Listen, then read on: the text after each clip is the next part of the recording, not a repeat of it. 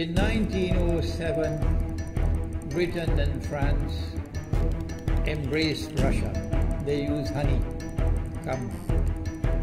in a triple alliance, Britain, France and Russia. And the honey that they used to trap Russia was that if we win the war that's coming with the Ottoman Empire, you will get Constantinople, which is what Russia wants. But they promised Russia one thing through the front door, and they took it back through the back door, like what they did to the Arabs.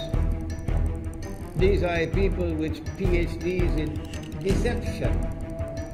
If they tell you that the sun is shining, don't believe them. Go outside and look up in the sky, see whether the sun is shining.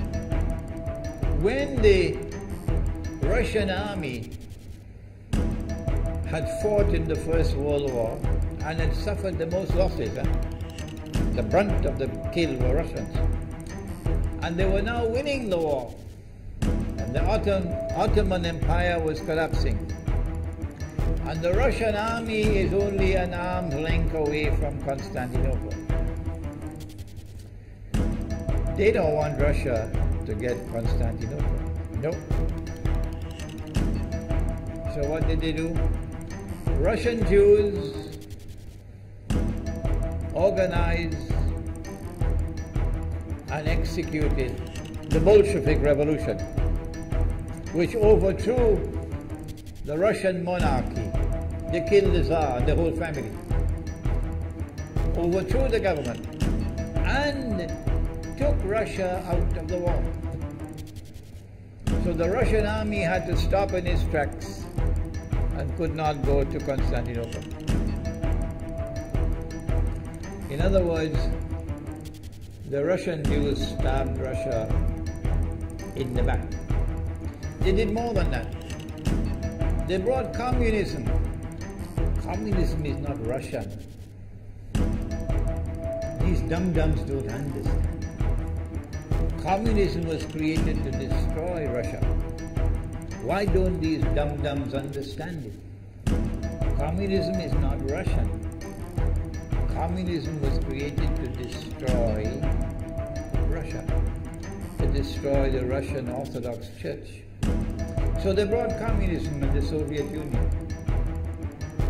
And for the next 60, 70 years, this Zionist-created entity called the Soviet Union waged war on religion, waged war on the Russian Orthodox Church, killed the priests, closed down the monasteries and churches and so on. 60, 70 years. And then, when the appropriate time came and Israel came into being, it is this same Soviet Union which opened the doors for millions of Russian Jews to now migrate to Israel. If you go to Israel today, you might believe you're in Russia. So many people speaking Russian. These are the Russian Jews. And then the Soviet Union, 6 years after Israel came into being, did something strange and mysterious. Crimea is Russian territory. Crimea is a part of Russia. The Soviet Union decided to give Crimea as a gift to Ukraine. Why did they do that? The historians don't tell you. So let Imran tell you. They gave Crimea to Ukraine in order to stab Russia in the back one more time. Because if Russia loses Crimea, it will enhance Israel's security. The Russian Navy is based in Crimea. And there's a straight line from Crimea to Constantinople. To get out of the Black Sea and to get into the Mediterranean Sea, you got to pass through the Bosphorus. And the city of Constantinople is located right there on the Bosphorus. So they gave Crimea as a gift to Ukraine. They never bothered to consult the people of Crimea and get their consent. No. They never bothered to seek the permission of the Russian people. No. But Washington doesn't want to hear that. The foolish man who now sits in the White House of the United States, the foolish man who would like to pretend that he's a man of wisdom, he doesn't want to hear. But what are the rights of the Russian people? Were they not violated? Do they not have the right to correct Iran and recover the territory which was unjustly taken away from them on Israel's behalf? Obama doesn't want to hear that. It's inconvenient for them. But in this masjid, we will expose whether it's convenient to you or not. They did more than that. Not only did they give Crimea to Ukraine, but earlier on they gave eastern Ukraine. Eastern part of it, now eastern Ukraine, was Russian. It was Russian. And the Soviet Union gave it as a gift to Ukraine. Why is it being given to Ukraine? Answer is that when the proper moment comes, the same people who brought the Soviet Union into being now have a method by which they can cause it to collapse.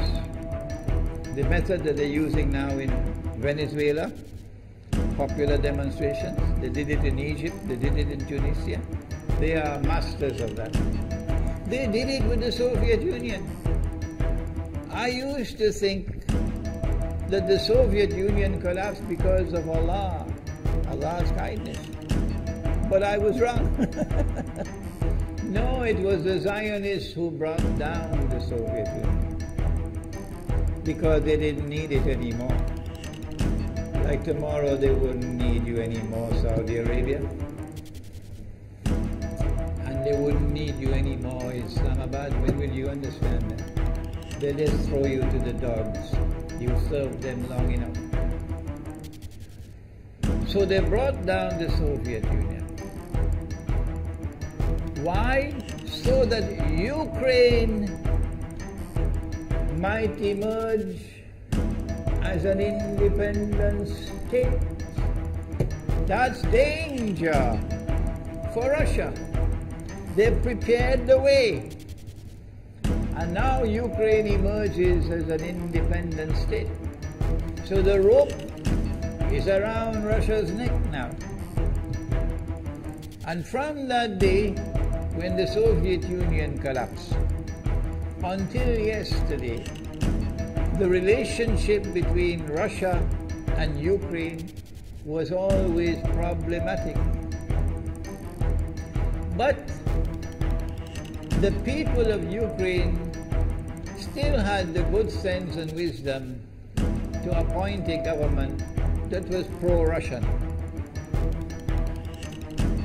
The Zionists decided it's time for us to use our, the street demonstrations. And last October, November, December, the world witnessed Caracas all over again. And eventually, the Zionists got what they wanted. You have the money, and you can send in your special people, snipers who will kill, and so on, through petrol bombs and so on. And eventually they got what they wanted. They created enough havoc. May Allah protect Malaysia from that. Ameen. Ameen. And the president of Ukraine fled. He's a democratically elected according to your method, Mr. Obama, according to your system. He's a legally elected president of Ukraine. And he had to flee. And these hypocrites in Washington and London and Paris who would like us to believe that they are honorable men. They are not. Instead of standing on the side of the legally appointed president and demanding the rule of law, they all showed their colors as hypocrites in immediately recognizing the new government in Ukraine. The new government in Ukraine is anti-Russian. That's what they wanted. That's why they brought down the Soviet Union, to bring in a Ukraine into being as an independent state, and then to eventually get an anti-Russian government in Ukraine. If by Allah's kindness Putin had not intervened and been so spectacularly successful, this is what the plan would have been. The new government in Ukraine would have joined NATO, and Russia could not stop it. And when the new government in Ukraine joined NATO, NATO will then send its armed forces into Ukraine. It could include nuclear weapons. Then Ukraine will pick a fight with Russia and decide that Russia must now vacate Crimea. Shut down your naval base.